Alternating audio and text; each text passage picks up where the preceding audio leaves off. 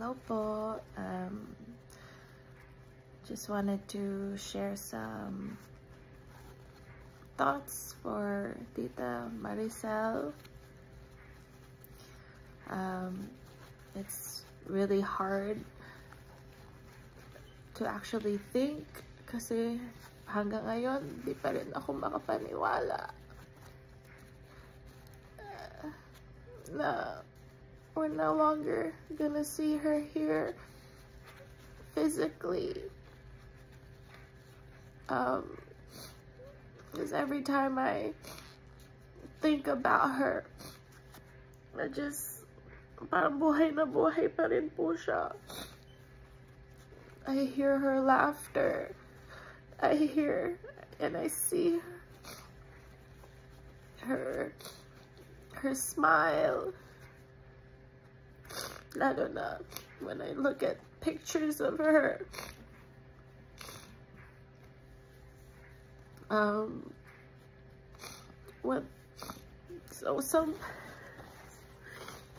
Some memories I have with her.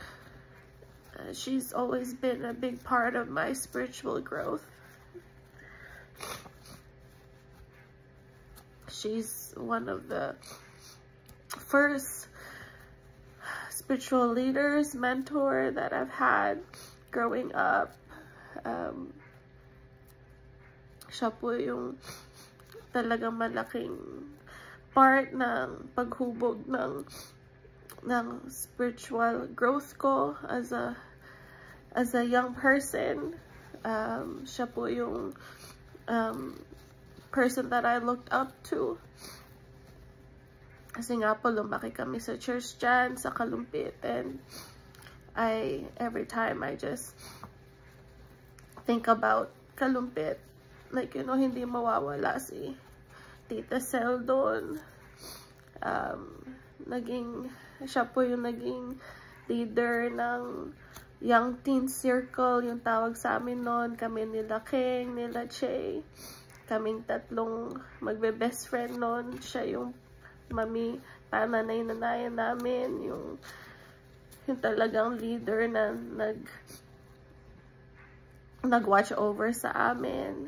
I remember her being my dad, bishop secretary before.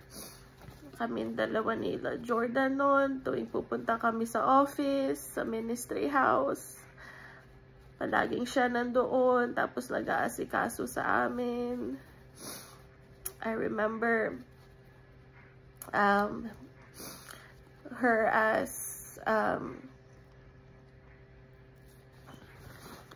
being so bubbly. Walang dull moment with her. Laging masaya, laging tawanan, laging kwentuhan.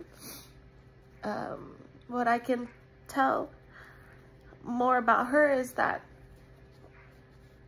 she is so relatable. Like, no, kahit anong edad ng tao, napapakisamahan niya. Either, you know, mga kids man yan, teens, youth, adults, even seniors, anong edad. She's so relatable and likable, and that's why I know a lot of people. She is so loved. That's why, kasi napakadaling pakisamahan, and she's so warm and loving and caring. Na talagang andun yung pag-nurture and yung very motherly siya, mag-care. And she's also one of the people na actually prophesied over me, like, you know, during a discipleship noon ng young teens namin noon.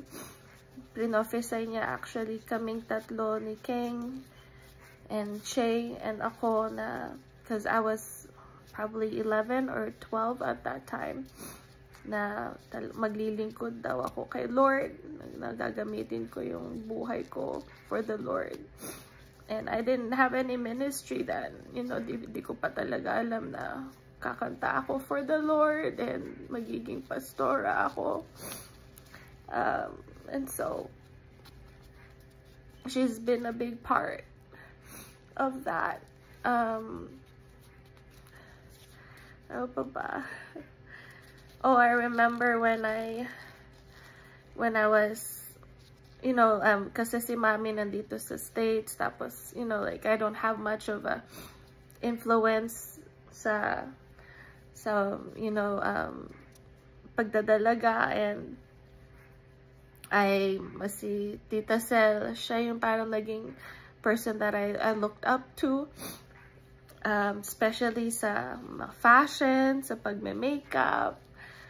I remember I wanted to have yung heels na sapatos kasi nakikita ko na laging naka-heels si Tita Cel. So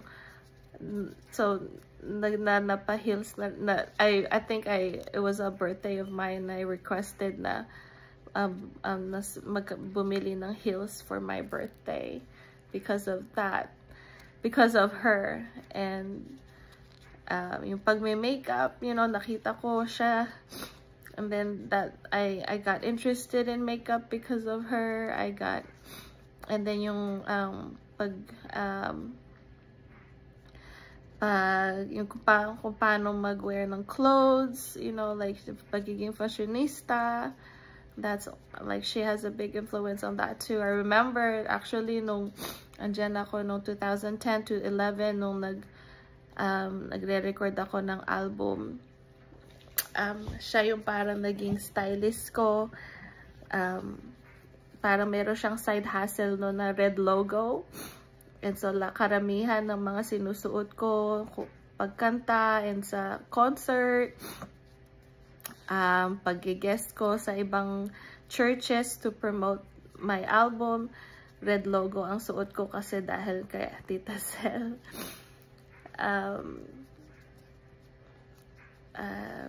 Yeah.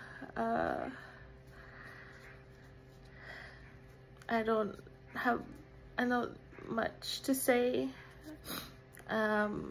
Maraming memories na I would treasure, and I would just always think about. Kaya talagang I know na through our memories of her and through, you know, the things that she's taught us, you know, talagang buhay pa rin talaga si Tita Cel through that. And I am just so thankful that I got to know her, and she's been a big part of my life, especially my spiritual journey. And for Tito John, I remember, you know, abay pa ako sa kasal nila, flower girl ako, and she's actually the one who did my 6th grade valedictorian speech. It was like my last year sa Philippines before coming here dito sa US, and siya yung gumawa nung speech ko. And she's just such a smart lady, very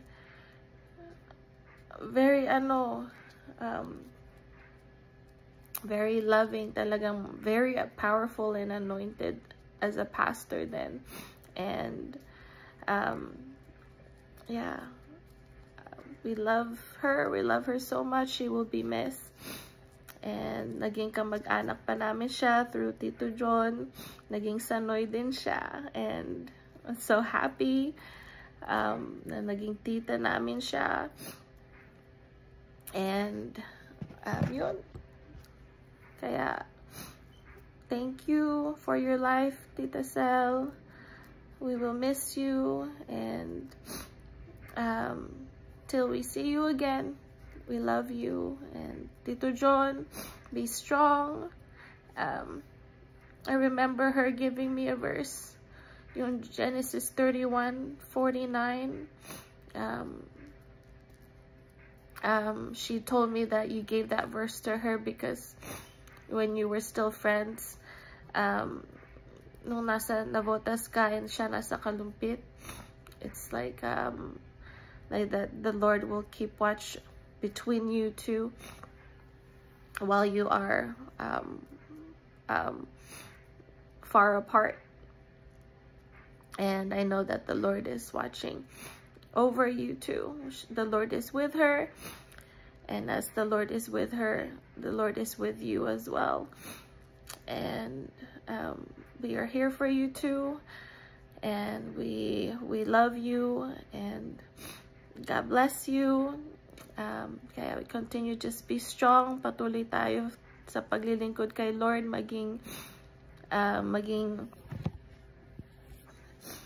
fire and fuel natin yon, na until her last breath, Tita Cel was praising the Lord, and we will do the same.